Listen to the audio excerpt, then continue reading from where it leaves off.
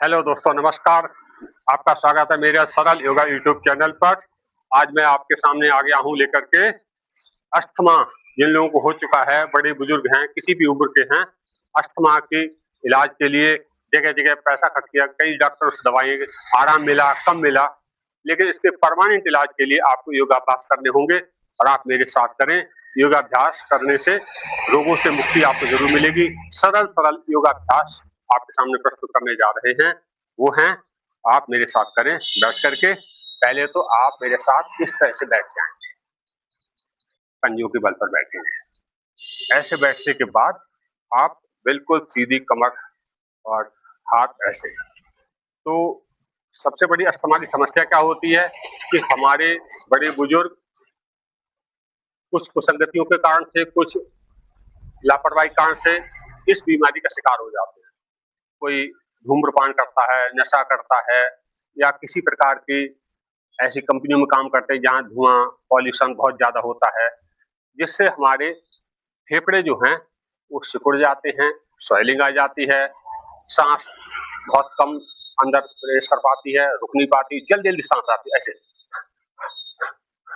नाक से नहीं, मुंह से भी सांस ले रहे, जरा 10 कदम चले और सांस फूल गए। तो इनसे निजात कैसे मिले? ठंडी चीजों को ना खाएं। कोल्ड ड्रिंक भी पी रहे हैं, चाय भी पी रहे हैं, कुछ भी खा रहे हैं, फ्रिज का रखा हुआ, फ्रिज का पानी, तो इन सब चीजों से थोड़ा परहेज करना पड़ेगा। मेरे साथ योगाभ्यास करेंगे और आपके फेफड़े जो हैं, श्वसन तंत्र है, उसमें जरूर लाभ मिलेगा। तो योगाभ्यास हमारे लिए बीमारियों से राहत दिलाता है, और ये राहत हमें आपको परमानेंट चाहिए, जड़ से खत्म करना है, तो आपको 365 दिन में, जैसे रोज खाना खाते हैं, रोज दैनिक कार्य करते हैं, ऐसे सुबह के लिए आप आधा 1 घंटे का समय निकाल करके योगाभ्यास करें, तो अस्थमा की बीमारी से राहत मिलेगी। अस्थमा क्या है? अस्थमा में हमारे लिए एकदम से इन्फेक्शन होता है फेफड़ों में, जिससे सर्दी खांसी हो जाएगी और सांस तेज तेज चलेगी, पसली चलने लग जाती है। फिर डॉक्टर के पास जाना होता है, कोई कहता है सांस फूल गई है, कोई कहता है कि इसका इलाज अब नहीं है। तो इस तरह से हम इन चीजों को दूर कर पाएंगे। तो आप मेरे साथ करेंगे, ऐसे बैठेंगे सीधे, जब सरल है बिल्कुल, ऐसे हाथों को ऐसे खोलेंगे पूरा।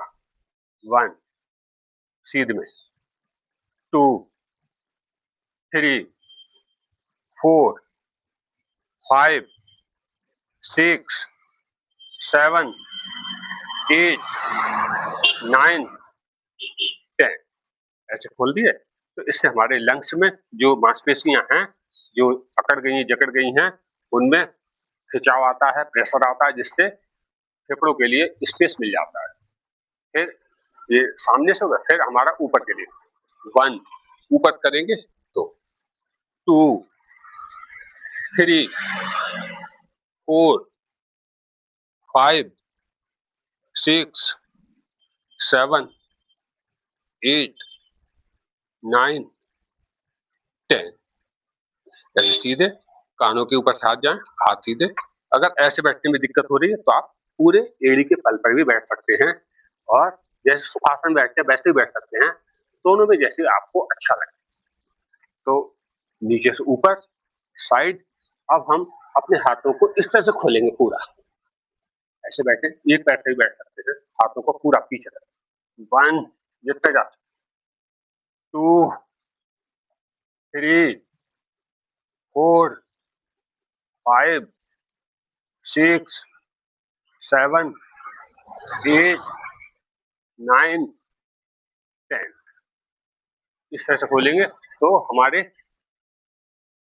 फेफड़े जो हैं पूरा खुलने के लिए रोज करेंगे तो सुचारू रूप से काम करने लगेंगे। तो 3 एक्सरसाइज हो गई। तीसरी बात, अब हम ऐसे बैठे हैं, तो लोगों को क्या परेशानी है कि थोड़ा सा चल लेते हैं, थोड़ा सा वजन उठा लिया, कोई काम कर लिया तो थक जाते हैं। तो आपको, हमको बस यही करना है कि थोड़ा थोड़ा टहलें नियमितता के साथ। थोड़ा थक जाते हैं तो इस तरह से आप ऐसे हैं, और थोड़ा थोड़ा आप बैठक, हार्ड वर्क ज्यादा नहीं कर सकते हैं, तो आप फिर भी इस तरह से इतना 1 2 3 4, 5। शुरू में आप 5 बार ही करें, 4 बार करें, 3 बार करें, 2 बार करें, फिर धीरे धीरे एक एक क्षमता के हिसाब से आप बढ़ाते रहें। तो इससे क्या होगा, आपके हार्ट की, फेफड़ों की ऑक्सीजन की मात्रा अंदर बढ़ेगी, तो कार्य क्षमता भी बढ़ेगी। तो इस तरह से कर सकते हैं। फिर हम अपने फेफड़ों पे ऐसे खड़े होकर के, ऐसे हाथों को पूरा ऐसे 1, दोनों हाथों, तो हमारे ये जो पूरा पोस्चर है वो 90 डिग्री पे घूम जाता है। उससे फेफड़ों के लिए 2, 3, 4, 5, 6, 7, 8, 9, 10। तो इससे हमारे लंग्स के साथ साथ कमर भी एक्टिव हो जाती है। तो कमर एक्टिव हो जाएगी, हार्ट, फेफड़े, मांसपेशियां तो सब ठीक होती है।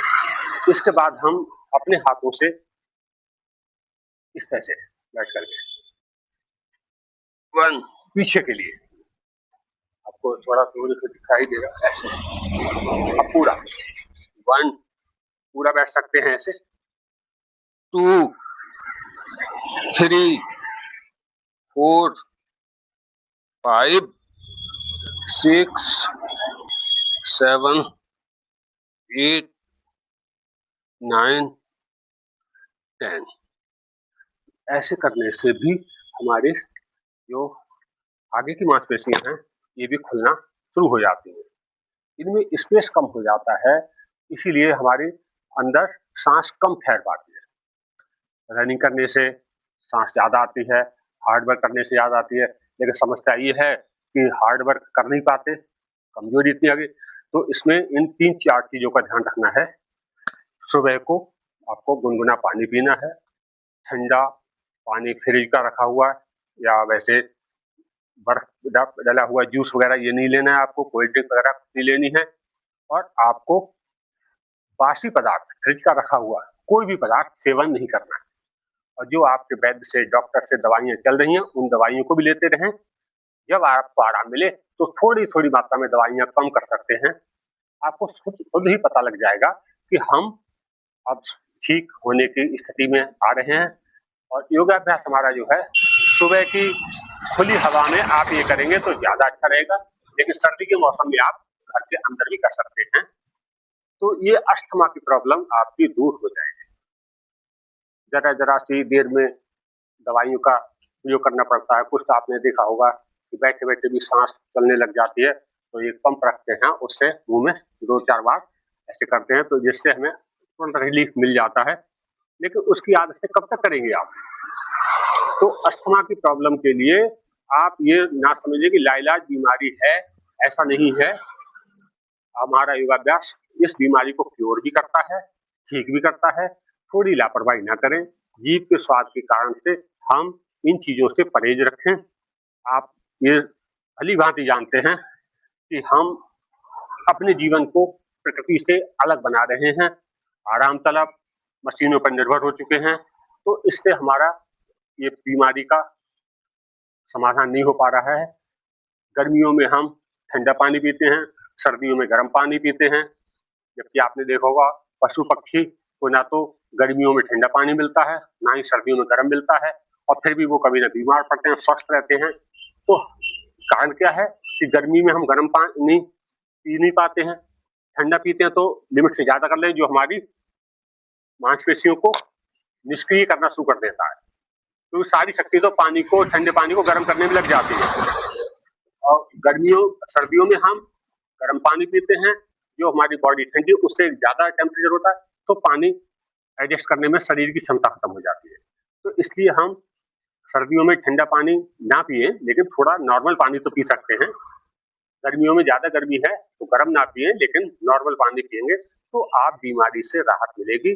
ठंडे पानी से ना नहाएं, ठंडी चीजों से परहेज करें, तो आपको इन सभी बातों का ज्ञान होगा। आप स्वस्थ हों, प्रसन्न रहें, आपको बीमारी से मुक्ति मिलेगी। मेरा यही उद्देश्य रहता है कि किसी को भी भला हो सके। किसी के पास धन है तो इलाज करा लेता है, पैसा नहीं है तो आप योगा के माध्यम से भी कर सकते हैं। अगर आपको मेरी वीडियो से कुछ लाभ मिले, आप करें तो लाइक, शेयर, कमेंट ज़रूर करें। जो भाग आपको अच्छा लगा हो, जो बात अच्छी लगी हो, आप कमेंट बॉक्स में लिख सकते हैं। भाइयों, धन्यवाद। जय हिंद, जय भारत।